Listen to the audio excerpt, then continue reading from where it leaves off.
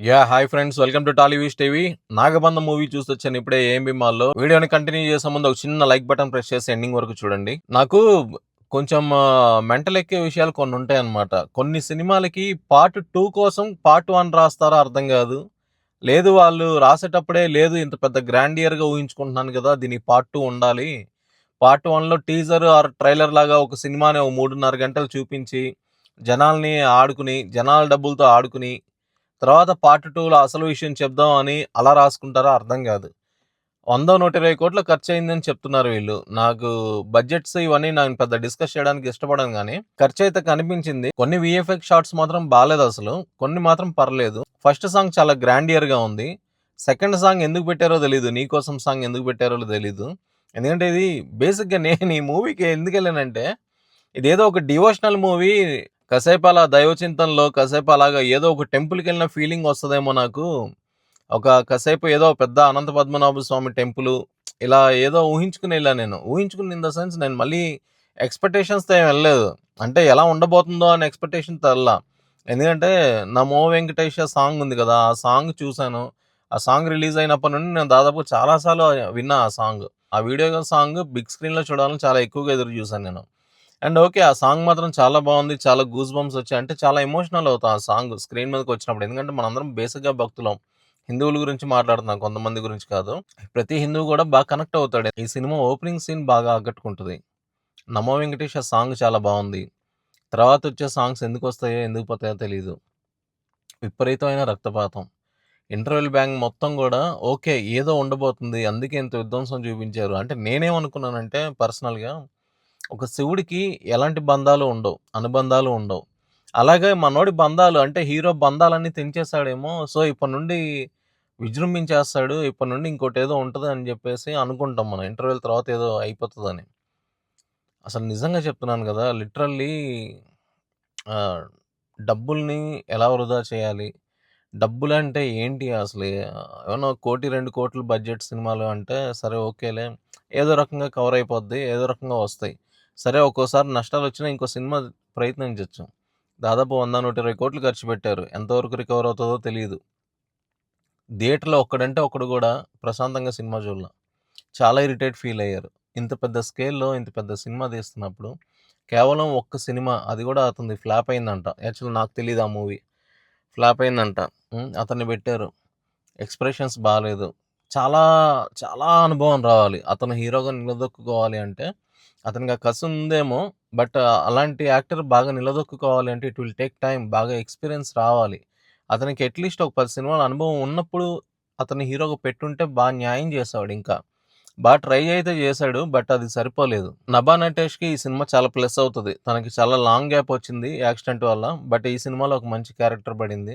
Performance చాలా బావుంది. మంచి రోలే పడింది. బట్ ఇక నుండి కంటిన్యూ మూవీస్ వచ్చే అవకాశం ఎక్కువగా ఉంది. ఈ సినిమాకి ఇంకో డ్రాబ్యాక్ ఏంటంటే మెయిన్‌గా మ్యూజిక్. 'కీరవాణి', 'ఎంఎం కీరవాణి', 'మణి శర్మ', 'తమన్', 'దేవిశ్రీ ప్రసాద్' ఇలాంటి వాళ్ళతో కంపోజ్ చేయించుంటే, ఎందుకంటే అంత బడ్జెట్ కాబట్టి, అంత బడ్జెట్ మీరు పెట్టారు కాబట్టి, ఇలాంటి వాళ్ళతో కంపోజ్ చేయించుంటే, కనీసం ఈ సినిమాకి మీరు పెట్టిందన్నా వచ్చేసి ఉండేదేమో.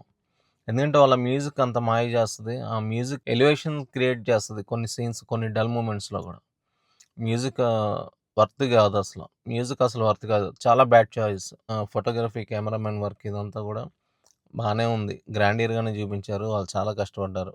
ఇలాంటి సినిమాల గురించి అంటే డిసప్పాయింటెడ్‌గా మాట్లాడాలి. లేదు కొంచెం అంటే బాలేదు, పర్లేదు అని చెప్పాలి అంటే మాత్రం కొంచెం ఏంటోలా ఉంటది. ఎందుకంటే ఇంత ఖర్చు పెట్టారు. అంతమంది శ్రమ, దాదాపు 2 ఏళ్ల కష్టం.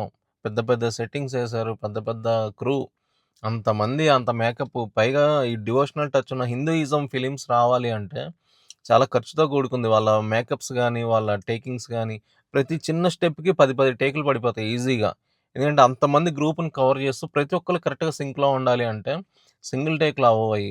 చాలా ఎక్స్‌పెన్సివ్, చాలా టైమ్, చాలా శ్రమ. ఇయన్నిటిని మరి ఎలా ఇది జేసుకున్నారో నాకర్థం గాలేదు. సినిమా మీరు క్లైమాక్స్‌లో చెప్పారు గదా! ద్వాపర యుగం క్లైమాక్స్, కలియుగం స్టార్టింగ్. ఎలా ప్రారంభమైందో తెలియాలి, ఎలా ముగిసిందో తెలియాలి అంటే నాగబంధం ద్వారాలు తెరవాలి. ఆ ద్వారాల వెనక ఆ రహస్యం ఉంది. సృష్టి రహస్యం ఉంది అని చెప్పారు. అసలు ఏమైనా మీకు ఆలోచన ఉండుంటే, మీకేమైనా ఇది ఉండుంటే, ఈ సినిమాలో మీరేదో ఫస్ట్ ఒక చిన్నపాటి ఫైటో, చిన్నపాటి ఇదేదో చూపించి, ఆ మెయిన్ అదే చూపించొచ్చు కదా! దానికి పార్ట్ 2 కోసం ఎందుకండి నాకర్థం కాదు. ఇలా పార్ట్ 1లే ఇంత పెద్ద డిజాస్టర్స్ అయితే పార్ట్ 2లు ఎలా హిట్ అవుతాయి? పార్ట్ 2కి ఓపెనింగ్స్ ఎలా వస్తాయి అసల?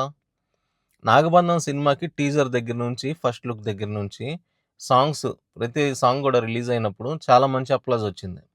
చాలామంది ఇదేదో వండర్ జరుగుతుంది. కొత్త వాళ్ళతో చేస్తున్నాడు. అంత పెద్ద బడ్జెట్ పెట్టి 'అభిషేక్ నామా' ఐ థింక్ ఆయన పేరు కరెక్టే అనుకుంటా. 'అభిషేక్ నామా' ఇంతకుముందు 'కళ్యాణ్ రామ్' గారి 'డెవిల్' మూవీకి ఆయన పేరు చూసాను నేను డైరెక్టర్‌గా. అసలు పర్సన్ కూడా నాకు తెలీదు.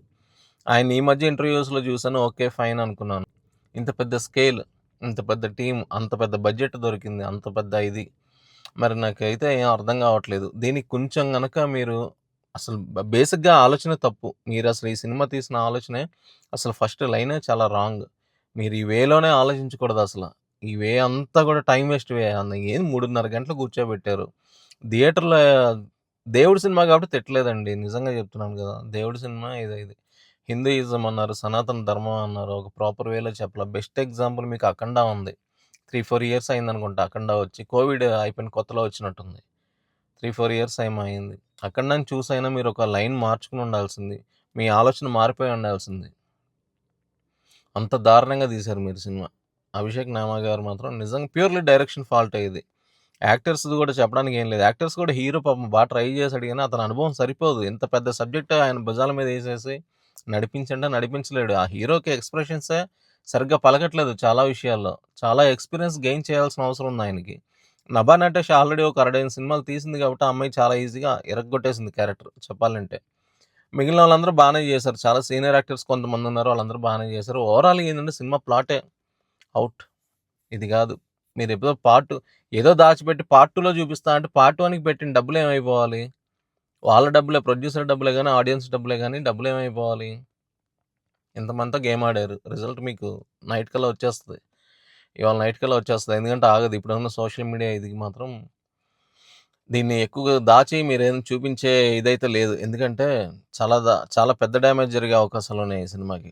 సో, ఆడియన్స్‌కి చెప్పేదేంటంటే మీకు పర్లేదు బిగ్ స్క్రీన్ మీద ఏమన్నా కొంచెం ఎక్స్‌పీరియన్స్ చేయాలి ఇలాంటి సినిమాల్ని అని అనుకుంటే మాత్రం ఓ లుక్కేయండి. ఎందుకంటే టికెట్ రేట్స్ అయితే పెంచలేదు. వీళ్ళ అదృష్టం ఏంటంటే టికెట్ రేట్స్ జోలికి కూడా ఎళ్ళుంటే మాత్రం చాలా దారుణంగా ఉండేది. అంటే ఇంకా దేవుడి సినిమా, హిందూ సనాతన ధర్మం ఇయన్నీ కూడా పట్టించుకునేవాళ్ళు గాదు. వదిలేస్తారింక డైలాగ్స్. సో ఆ టికెట్ రేట్స్ జోలికెళ్ళలేదు గాబట్టి ఏమైనా ఏస్తే ఒక ట్రై చేయొచ్చు. లేదు అంటే మాత్రం బెటర్ ఓటీటీలో ఒక ట్రై చేయండి. But biggest mistake, costliest mistake అని జెప్పాలిది. ఎందుకంటే ద్వాపర యుగం క్లైమాక్స్‌ని అంటే ద్వాపర యుగం ముగింపు, కలియుగం ప్రారంభం కలిపి మీరు ఈ సినిమా చూపించేసుంటే అసలు ఈ ఇయర్ మొత్తానికి బిగ్గెస్ట్ హిట్ అయిపోయి ఉండేది. ఎందుకంటే ఇప్పుడు ఆల్రెడీ ఎమోషనల్‌గా హిందువులందరూ ఒక తాటి పైన ఉన్నారు. సనాతన ధర్మం అనేది trending topic. Trending topic in the sense ఎప్పటినుంచో బ్లడ్‌లో ఉన్నా. బట్ ఇప్పుడు కొన్ని జరుగుతున్న ఇన్సిడెంట్స్‌ని కొంతమంది మాట్లాడడానికి బాగా హిందువులు చాలా యూనిటీగా ఉన్నారు. మీరు అలాంటి మూవ్‌మెంట్‌లో ఒక చెత్త సినిమా ఇచ్చారు మీరు. ఒక మంచి సినిమా అదేదో మీరు ఏదో చూపించాలనుకున్నారు. అదేదో మీరు చూపించాలనుకున్న ద్వాపరయుగం ముగింపు గాని, కలియుగం ప్రారంభం గాని ఇవన్నీ కలిపి ఒక మంచి సినిమా, ఒక మంచి అనుభూతి ఇచ్చుంటే తిరణాల్లా ఉండేది. థియేటర్‌లన్నీ తాండవం చేసేవి. థియేటర్‌లన్నీ దేవాలయాలయిపోయేవి. ఇది మిస్ చేసుకున్నారు మీరు. Costliest mistake. వీడియో నచ్చింది. మీ ఒపీనియన్ సినిమా ఆల్రెడీ ఒకవేళ చూసుంటే మాత్రం, ఒకవేళ 'నాగబంధం' సినిమా ఆల్రెడీ చూసిన వాళ్ళు ఎవరైనా ఉంటే మాత్రం మీకెలా అనిపించింది? ఒకవేళ నేను రాంగా? నేను సరిగ్గా చూడలేదా? లేదు మీరు కరెక్టా? అసలేంటి అనేది మీ ఒపీనియన్ కామెంట్ రూపంలో తెలియజేయండి. వీడియో నచ్చితే లైక్ చేయండి, షేర్ చేయండి, ఛానెల్ సబ్స్క్రైబ్ చేసుకోండి. Thank you. జై హింద్.